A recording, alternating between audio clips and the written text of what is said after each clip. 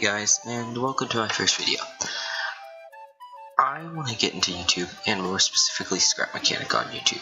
Scrap Mechanic is a game I'm really passionate about, and I feel I'm really good at. And there aren't that many great Scrap Mechanic YouTubers for anyone who plays Scrap Mechanic.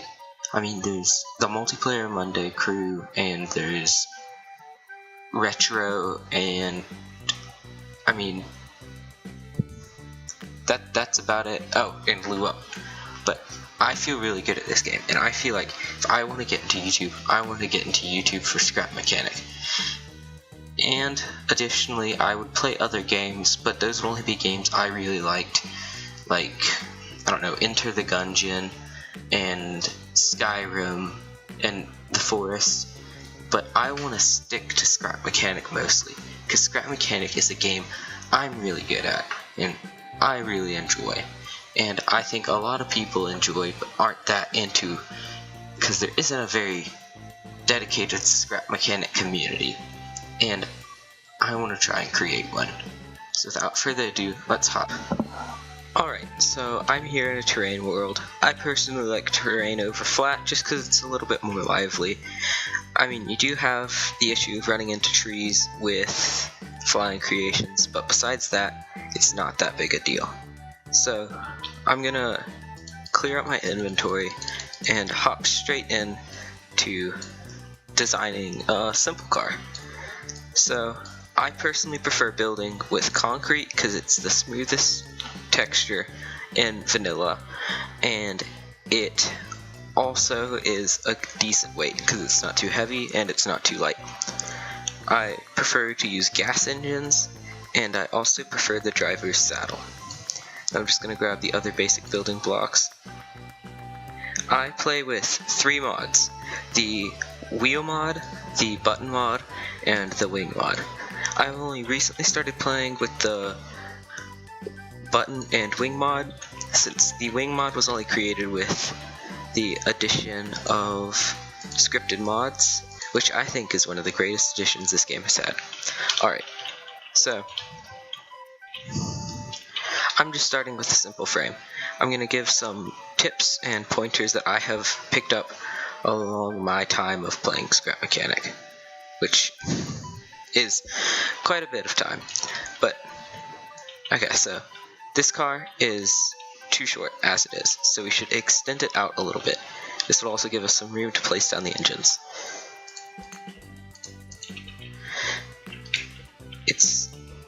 It's really important to keep a low center of gravity and a skinnier wheelbase, but not too skinny that it tips over, because you want to make sure that you are skinny enough to turn, because if you get too wide creations, they won't be able to turn, and I'll show you a few examples in just a second. But this is a good length, or width if you ask me, and it's also a good length. But I'm just building a simple car right now, and this is just a tutorial for anyone who isn't the greatest at building. I just realized I put steering bearings, which you can make 4-wheel steering, but I'll get into that later because it's a little bit more complicated and only works if done right. Another thing I would like to say is use gas engines, because electric engines just don't work realistically.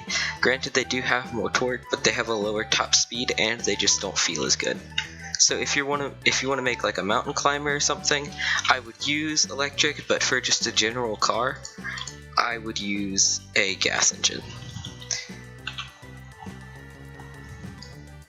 Also, I recommend using the larger wheels, because, never mind, not for this creation. Texture and all-around look, but for this creation, they're too large, so I'm going to stick with the standard small wheels. And now we just have to pull out our connection tool. And if you'll notice, I should have gone over this before, I put the gas engine right here and a slab of metal blocks right here.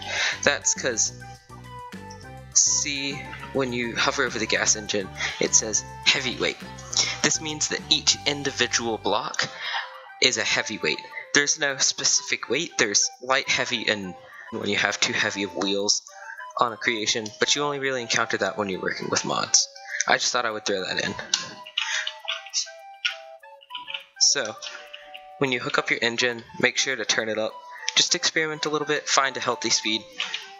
And also, when you hook up, I only hooked up one side. When you hook up wheels, notice how one of the sides is going forward and one of the sides is going back. Flip those around and make sure that they're all going forward. So this might be a little bit too fast. And also, sometimes, I don't know why, your steering can be flipped. So you'll just need to flip. And you can flip by using the right click on the mouse. Right now, see, this car is going a little bit too fast. And let's just slow it down a little bit. That's a little bit better. Now I'm just going to get into aesthetics, because this car is functional, but I might turn it down one step more. This car is functional, but it's definitely not pretty. And I think that's where a lot of players struggle, because making things look good is pretty hard in this game. And I personally don't think I'm great at it, but I'll spawn in some of my favorite things. Here, this is a Doom buggy I built. I used the Lady Grilka suspension in the back and just a standard double wishbone in the front, and this is one of the few times I think it's better to have complex suspension, because it really lends itself to the whole aesthetic of a dune buggy and like a sand vehicle, because you need really good wheels and suspension to drive a car through the desert. And this one isn't a very standard looking car, because it's a frame. So I'll spawn in a more standard looking car. Alright, so this is a truck, and I recently just built this for Scrapman's Flooded World series. And see, you can get in, and it looks okay. I need to polish up the aesthetics some, but if you'll notice, there's a few simple things I did. I put a dip at the bottom so that it didn't have a flat bottom, and this can really help improve the look of your build, because a flat bottom can kill how a car looks. I put in a grill, which is just the staircase step block, but as you can see, it looks really good here. And typically what I'll do here for engines is I'll get, for this build, I'm going to get some wedge pieces just to even it out some. And I found out that wire blocks going into a engine look really cool. Now, they might not look great on this build just because it's a truck, but I feel like this truck should look a little bit more like powerful, I guess is the word. But so there's two types of suspension. I should have mentioned this earlier. There's two types of suspension, off-roading and sport. The difference is length. There's nothing else different. And I typically use sport, but for this truck I used off-road just because it's of a larger scale, and I think off-road lends itself better to this creation's aesthetic. People could think that this is the ugliest car they've ever seen, and I wouldn't care if someone thought that. The difference is, I like how this looks. Now, granted, this isn't my favorite car, but it's a very standard and pretty easy to build car. I'm just turning up the suspension one notch since it was tipping down,